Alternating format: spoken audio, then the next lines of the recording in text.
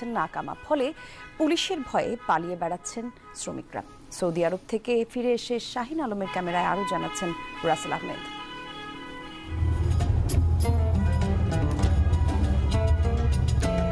সোনালী স্বপ্নে বিভোর হয়ে বাংলাদেশ থেকে অনেকেই পাড়ি দেন মরুর দেশ সৌদি আরবে। জীবনের কঠিন পথ পাড়ি দিতে দূর থেকে উটকেই স্বপ্ন সারথি বানান অনেকেই। রিয়াদ শহরে প্রায় 15 লাখ বাংলাদেশির বসবাস। হারা নামক এলাকাটি তাদের সবার কাছে পরিচিত। এখানেই ছোট বড় ফ্ল্যাটে মেস করে থাকেন সবাই। হারার ডিমান্ডগুলি বাংলাদেশিদের কাছে আরও পরিচিত নাম। প্রতিদিন অন্তত একবার ডিমান্ডগুলিতে উকি দেন প্রবাসীরা, কারণ এখানেই কাজের নোটিশ দেন ঠিকাদার।